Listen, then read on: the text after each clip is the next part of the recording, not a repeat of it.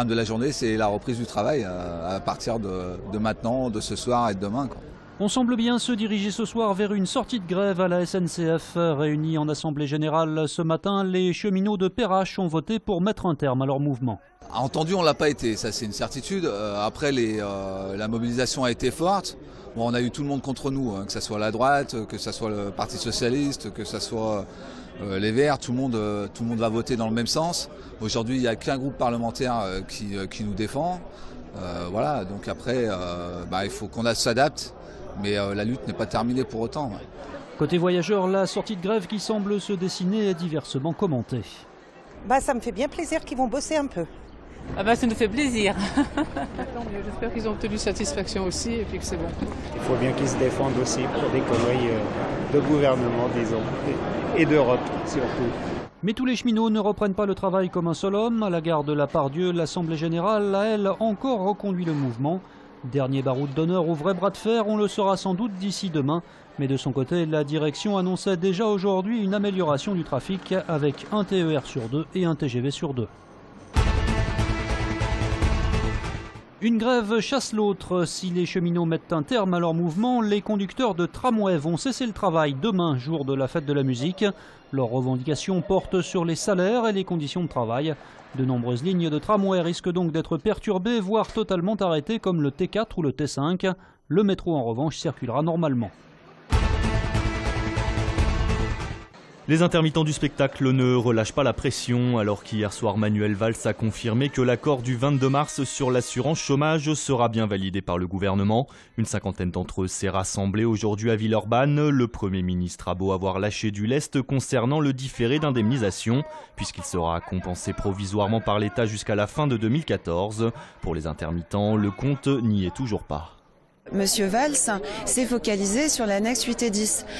Concernant donc les intermittents, toute la partie régime général n'a pas été abordée. Donc on ne sait même pas ce qu'il en est aujourd'hui pour le régime général.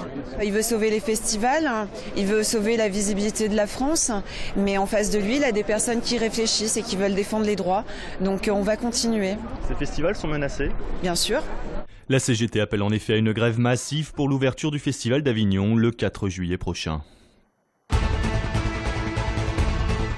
Un médecin de la clinique du Tonquin à Villeurbanne accusé de viol sur une patiente handicapée. Le praticien âgé de 50 ans effectuait régulièrement des remplacements dans l'établissement. Dimanche soir, il aurait donc violé une jeune femme de 34 ans, profitant de son déficit intellectuel. Il a été présenté hier au parquet pour viol aggravé. Il a reconnu les faits et expliqué qu'il pensait que sa victime était consentante. La polémique sur le vote des conseils d'école sur les rythmes scolaires prend aujourd'hui un tour plus politique. Alors que des doutes subsistent sur les résultats, la ville maintient, elle, toujours ses chiffres. Nos chiffres, nous les avons vérifiés longuement avant de communiquer les votes, circonscription par circonscription, arrondissement par arrondissement, et nous maintenons le 81-78. Tout le monde est en train de travailler et de s'organiser d'arrache-pied en ce moment, et cette suspicion rajoute de l'inquiétude pour les familles, et c'est vraiment très dommageable. Dommageable peut-être, mais pas suffisant pour lever toute la suspicion. Certains élus, y compris à gauche, comme Nathalie Perrin-Gilbert ou Étienne Tête pour les Verts, demandent plus de transparence aujourd'hui.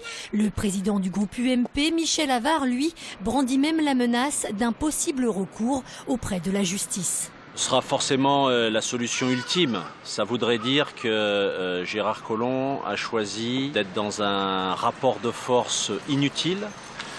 Voilà, si c'est son choix, c'est effectivement une option que nous laissons ouverte, celle d'un recours devant le tribunal administratif.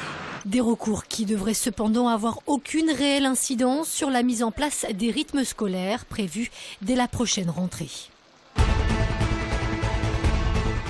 La grande synagogue de Lyon, Quai-il-Site, fête ses 150 ans ce week-end. La deuxième tranche des travaux de restauration du bâtiment vient de s'achever, l'occasion de redécouvrir les lieux. Entre autres, vous voyez la luminosité dans cette synagogue. Nous avons restauré l'ensemble des vitraux. En plus, il y a également, nous avons refait la toiture centrale, la zinguerie, les galeries, les montées aux Galeries des Dames. Une troisième tranche de travaux est prévue en 2016. Elle permettra notamment de restaurer l'orgue. En attendant, pour fêter ses 150 ans, la Grande Synagogue présentera un concert de musique classique lundi soir. Au programme, Brahms, Liszt et Chopin. Tu sais pas quoi faire le 13 et le 14 juillet? Eh ben viens en nuit blanche mon pote. Bah ouais, c'est là qu'il faut aller. Pourquoi? Parce que c'est fini maintenant, les daguettes, les musettes. Maintenant c'est C'est devenu une tradition. Chaque année, les pompiers de l'agglomération redoublent d'imagination pour promouvoir leur soirée du 14 juillet en vidéo. Après les flash mobs et autres Harlem Shake, cette année, ceux de Gerland ont parodié le programme court de Canal+, les tutos. Par le pouvoir des nuits blanches. Et là maintenant, je suis blanche maintenant. Les pompiers de la Confluence l'ont joué plus glamour avec un clip intitulé Sexy Car Wash. Des soirées sont prévues un peu partout dans les casernes les 13 et 14 juillet prochains.